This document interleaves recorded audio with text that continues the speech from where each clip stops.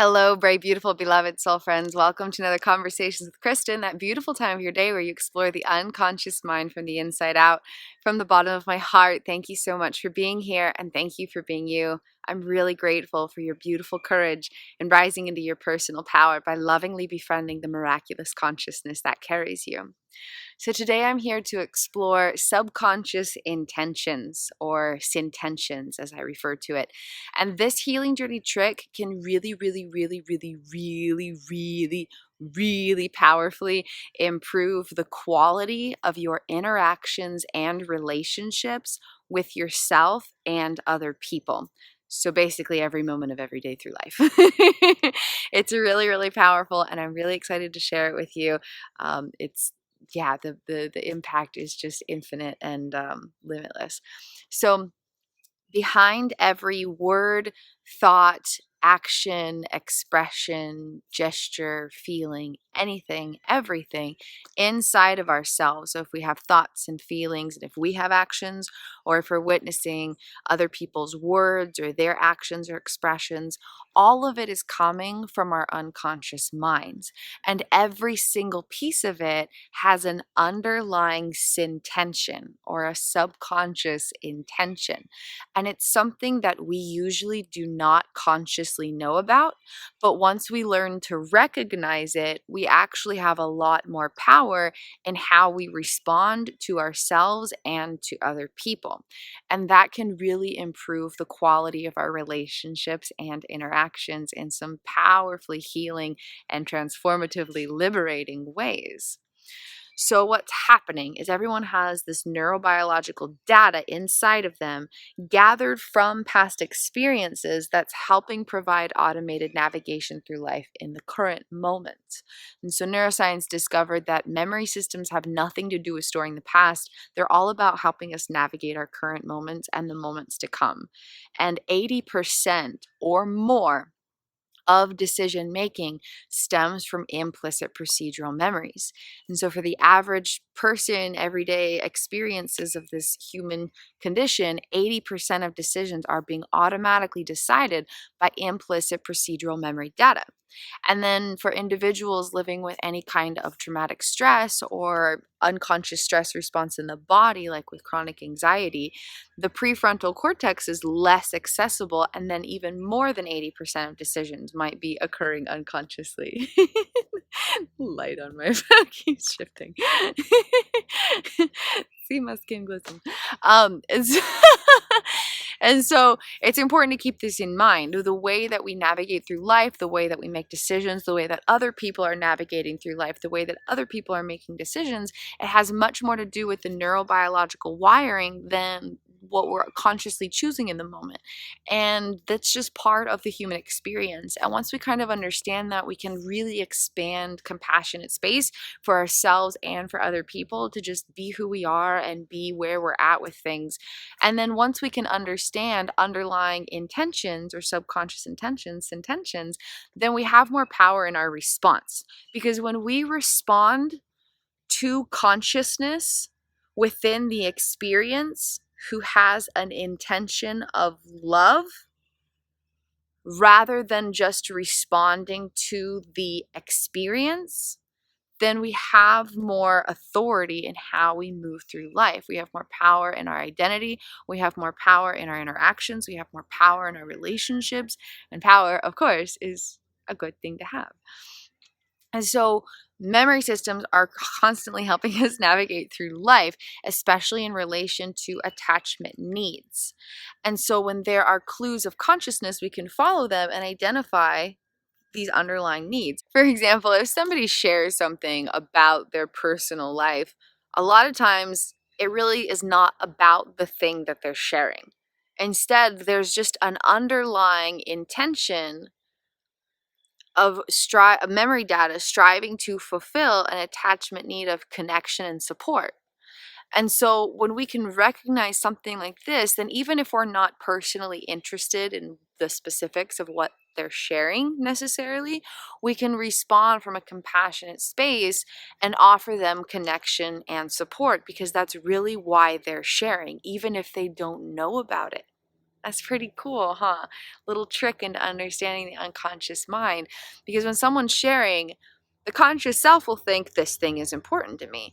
But more of what's actually happening has to do with memory systems striving to navigate life, seeking support and connection. And when we can respond with support and connection and kind of tap into the underlying reason that they're sharing in the first place, then that relationship and those interactions will improve, because it's not just about what they're sharing. It's not just about the explicit, obvious things. There's always an internal, implicit, energetic, underlying thing.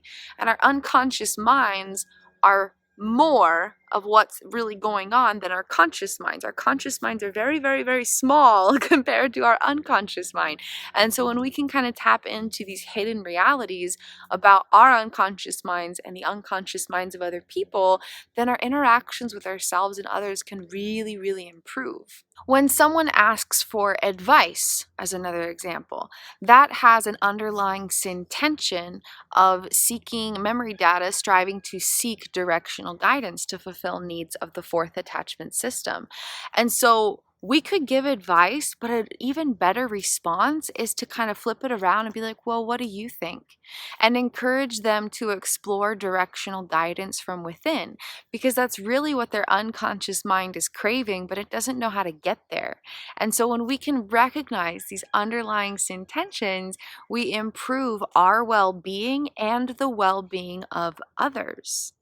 When someone feels hurried or stressed or tense or rushed or irritable, it's a sign of their memory system striving to navigate life in relation to attachment needs in their second subconscious sector.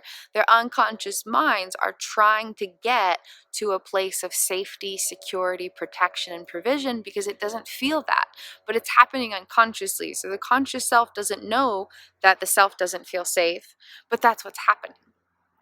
And so when we can keep that in mind in our response, then we can have a little bit more patience and compassion and grace, and then maybe tap into what's actually going on. Like if someone expresses a worry about a specific thing, it's not about the specific thing.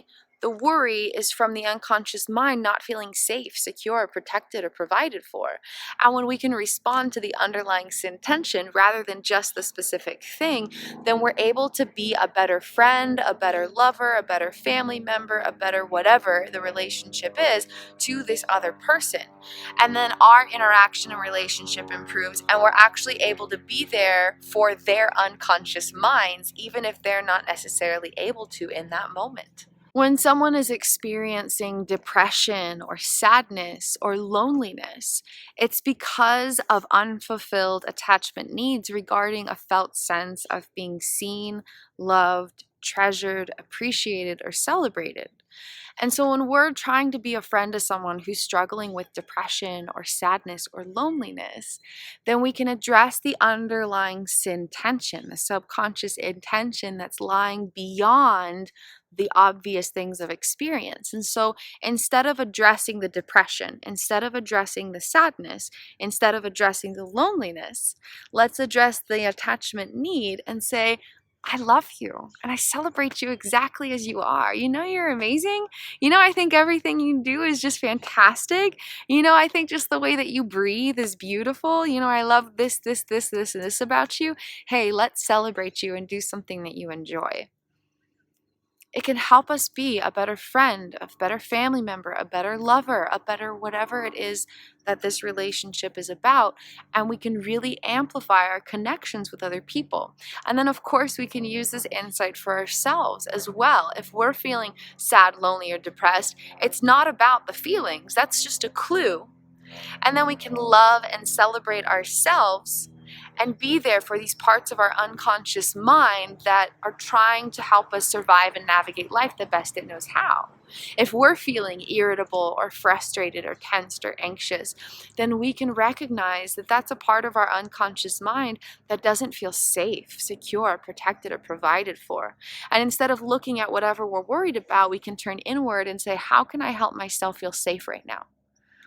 How can I help myself feel secure and protected right now? Maybe breathe a little deeper, maybe relax my muscles a little more, maybe give myself a little reassurance, maybe just take it one moment at a time. When we feel the need or desire to ask advice from other people or seek help outside of us, maybe we can first just pause and tune inward and see what kind of directional guidance we can get from within. There are, of course, times where we need to kind of seek help from other people because we just don't know, but sometimes the answers lie inside of us, and we just need to give ourselves a chance to hear what we have to say. And so maybe just take a moment and turn inward and be like, if someone was asking me this, what would I tell them? If I was giving directional guidance on this situation, what would I say? And just take a moment and kind of see if there might be some directional guidance hiding inside of you already. And when you feel the desire to share something with somebody else, maybe it's something you learned or discovered or accomplished or experienced or whatever, but when you have a desire to share something with someone else, take a moment to pause and share it with yourself like you were sharing it with a friend. And so, for example, if you're moving through life and you have this really cool experience and your thoughts immediately say, let's call this person and tell them about it, you can recognize that as a clue of consciousness. It's your memory data trying to help you fulfill a need for connection and support and collaborative community and vulnerable closeness. And when you can provide for that need for yourself, you heal your neurobiological data and reclaim power within your unfolding storybook of life in ways more powerful than you can possibly comprehend. Truly, there's so much power in meeting attachment needs for ourselves. And so when we can recognize these clues of consciousness, these clues from attachment systems and underlying intentions behind words and thoughts and expressions and actions and feelings, we have a lot more power in our relationships and interactions with ourselves and with one another. And then all regions of life can improve. Our quality of well-being can be profoundly, abundantly amplified. KristinWindsor.com/gifts. And while you're there, there's over a dozen other free gifts that can really amplify your everyday healing journey through life. So please feel free to explore that. And then, of course, I have lots more content here on my YouTube channel you can freely explore as well. So kind of dive into that and see what magic you can discover. Every part of you is infinitely worthy of loving liberation and restorative empowerment. And you already have all of the power that you need inside of you to transform your whole life experience from the inside out. And if you'd ever like to connect one-on-one, I would be absolutely honored to serve as a healing journey guide so that you have more power in your unfolding storybook of life. I love helping people understand and heal their unconscious minds so they can literally transform their whole life, their whole experience of self and life, identity and experience, liberated into greater fullness than ever before, transforming it all from the inside out. You can schedule a session with me or find out more about who I am and what I do at KristinWindsor.com. Thank you so much for being here, beloved soul friends. I'm so grateful for you, and I'm so proud of you for embracing your healing journey. And I look forward to connecting with you again soon. I hope you have a beautiful and blessed day. Namaste, beloveds. The expansive love, light, and wonder in me. See and honor the expansive love, light, and wonder within you. Infinite blessings, soul friends. I hope you have a glory-filled day. And if you liked hanging out, if you learned something new, or if you just want to spread a little overall positivity in the world, I invite you to hit the like and subscribe button on this video and my channel. I really appreciate your support as I share my healing journey messages. Thanks so much for hanging out with me, and I will catch you in my next video.